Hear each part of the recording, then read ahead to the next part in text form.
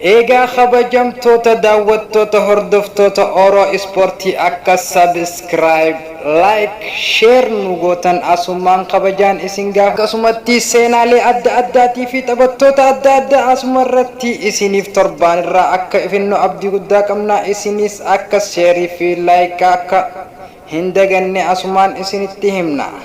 Seenaa Moosit Oosil shanyummaa dhiya Turkii keessa uummata Heeresugul jedhamuun mandara baadiyyaa jireenya harka gara afaanii keessaa daa'imman pinaalitii kubbaa miilaa gara dachee kanaatti dhufeedha. Hawaasni baadiyyaa kanaas hedduun isaanii kan hiyyummaa laamsheessee fi umrii isaanii otoo hin gahin rifeensaan arrii mataa isaanii irratti dhuunfateera. Jireenya fooyyeffachuuf halkanii guyyaa carraaqanis humaa hin fooyyeffanne. Hojii jijjiirraa ittiin cichanis jireenya isaanii humaa dhuma irratti. Ilmi isaanii Moosit umrii isaanii fuudhaaf yoo ga'u fuudhee koora Awurooppaatti bara 1998 peenaalitii addunyaa keenyaa motorri sarara jidduu Oozil Jarman mandara Geeleskichin jedhamutti dhalate. Akaakayyoo isaanis dabalatee maatii cuftii warra kubbaa miilaa daawwachuus taphachuus jaalatudha. Oozil ijoollee isaanii keessaa isa lammaffaadha. Yeroo hedduu warra isaa wajjin otoo hin taane akaakayyoo isaa hojii yoo gole eegee bira dhaqee haasofsiisuu jaalata. Ijoollummaa isaaniitti hin rakkanne waa cuftii ni laatameef akaakayyoo isaas irraa jechuudhaan Oozil barnoota cimaa jedhamuu baatus amala qabeessummaan garuu kan isa gitu hin jiru. Barasoonni akka lubbuu isaaniitti jaalatu. Daa'imni kun wanta arge daawwatee fi dhagee hundaaf dhimma akka hin qabne ta'ee ispoortii garuu akka lubbuu isaatti jaalata. Mandara isaaniitti iddoo kubbaa ittiin taphatan kan ganna yeroo roobu gara dhoqqeetti jijjiiramtu bona immoo dhukkee ishee ija nama jaamsu tokko dhaqee daawwata. Taphachuuf immoo ijoolleen umrii isaa olii waan jiraniif hin taphachiisan. Guyyaa tokko akaakayyoon isaa gara dirree sana fuudhee fidee ijoollee kanaa wajjin akka taphadhu naaf gaafadhu jedheen. Akaakayyoon isaas ijoollee dhoqqee kubbaa fi dhukkee wal makee kufee ka'ee gammadee akka immoo adda kubbaa miilaattiin wal bare. Dirree isaanii kubbaa miilaa ittiin taphatan kun moggaasa maqaa isaa The Monkey Cage jedhamutti akka waamamuu fi sababni isaa dirreen kun ijoolleen kubbaa miilaa godhatanii otoo hin taphanne dur arada jaldeessaa akka turanidha. Oozil yeroo obboleessi hangafni garee isaa fidanii taphatanis dhaqeetuma daawwachuu hojii isaa godhate. Ijoollee umrii isaa olii jiran kanneen obboleessa faadha. Oozil yeroo umrii isaa waggaa 7 ga'u abbaa isaa kilaba mandara isaanii jiruun Westfield duwwaa 4 Geeleskichin jedhamutti fidee akka taphadhuuf galmeesse. Daa'imni waggaa 7 kun dandeettii umrii isaatti hin eegamin agarsiisuun hawaasa naannichaa baay'ee dinqisiisuu itti fufe. Namoonni isuma daawwachuuf baay'ee jajjabeessu. Abbaan isaa garuu guyyaa irraa akka leenjisaatti manatti yoo inni galu akka fayyeeffasu baay'ee wajjin carraaqaa ture. Istiimiin ittiin taphachaa turan oolmaa jaldeessaa kan ta'ee fi gana dhoqqee isaa bona dhukkee isaa danda'u itti taphatan moggaasni isaas istaadiyoomii jaldeessaa jedhame. Moosit Oozil waa'ee istaadiyoomii jaldeessaa seenaa yoo dubbatu kubbaan sanis dandeettii hiriyoonni koo nagaafatan ittiin agarsiisee ture. Hiriyoonni ani wajjin taphadhu cuftii guyyaa tokko taphataa filatamaa fi cimaa ni taata jechaa turan. Haaluma kanaan Oozil umrii isaa waggaa 12 ga'ee hawaasni naannoo sanii gurbaa kana addunyaa daawwachuu qabdi. Kilabni wayii barbaaduuf qabna jedhanii jiddugala kubbaa miilaa Root Wees Isin jedhamuun galchanii akka dandeettii isaa addunyaaf laatu dandeettiin saaqaniif. Oozaanis leenjistoota jiddugalichaa amansiisuuf guyyoota itti hin fudhanne. Hojiin dhiisanii waa'ee pilaanetichaa gonkumaa fi guraaruu liqimsuu eegalan.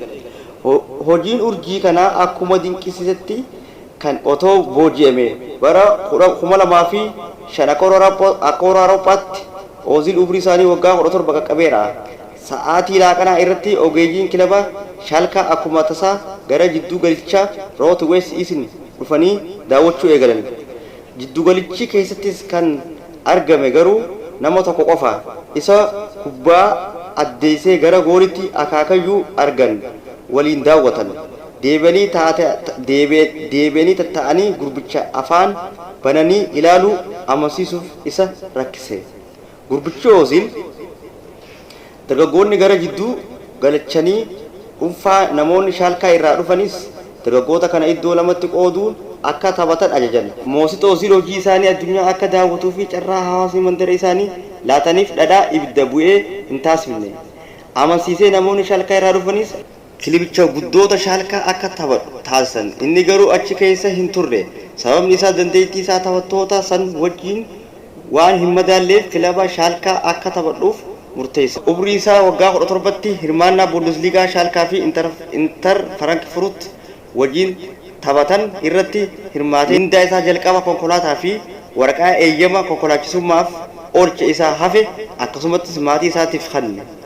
Amma Ozil kubbaa miilaa biyya Jarman keessatti peenaalitii har'a ta'e mucaan kun gara fuulduraatti mootii kubbaa biyya Jarman akka ta'u hundaan gungumuu jalqaban. Kubbaan miilaa Ozil jibbuu baay'ee ulfaata.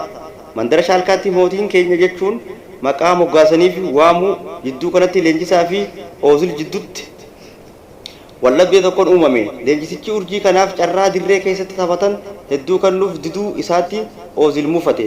Leenjisaan deeggartoonni hiriira ittiin banuus inni garuu Mesut Ozil teessoo jijjiirraa irra taasisuudhaan itti fufe. Ozil sababoota lama dhiyeessuun kilabicha gad lakkisuu akka barbaadu dubbate. Champions League Awurooppaa irratti hirmaachuu akka barbaaduu fi aangoonni kilabichaa mindaa isaaf madaaluu akka kafaluuf dadhaban. Ozil bara 2018 mandara ittiin dhalatee guddate shaalkaa gad lakkisuun kilaba Werder Bremen fi malteesse. Akkuma malteesseen jireenya koo keessatti yeroo kun ulfaataa fi kanneen ittiin qoramudha. Murtee ulfaataa akka murteesses nan beeka. Shaalkaan kilaba koo an jaaladhu garuu gargar baanee jirra. Ani akka isaanii hin ta'u milkaa'inaan hawwaaf jedhe. Amma umri isaa waggaa 19 gahee hiriyoota maatii fi jireenya maalii hedduu imaleen Bireeman gahee jireenya haaraa jalqabuudhaaf olii fi gad jecha jira. Ozil waliigaltee kilabichaaf malteessee xinnoo taatus dandeettii dinqisiisaa daawwattoota jabaa jechuun itti fufan. Deeggartoonni kubbaa miilaa biyya Jarman keessatti argaman dinqisiisuun bira darbee addunyaa guutuu booji'e. Egaa daawwattoota keenya viidiyoo tana eega laaltan booda akka subscribe nu gootan bakka dimtu nu tuqan booda wulli san akka nu tuqxan kabajaadhaan isin gaafannaa san boodi social media adda irratti akka share nu gootan asumaan isin gaafanna yookaan isinitti tolu taate subscribe godha san boodi commentii jalattis yaada keessan nuuf kennaa isiniin jenna galatooma waan nu laaltan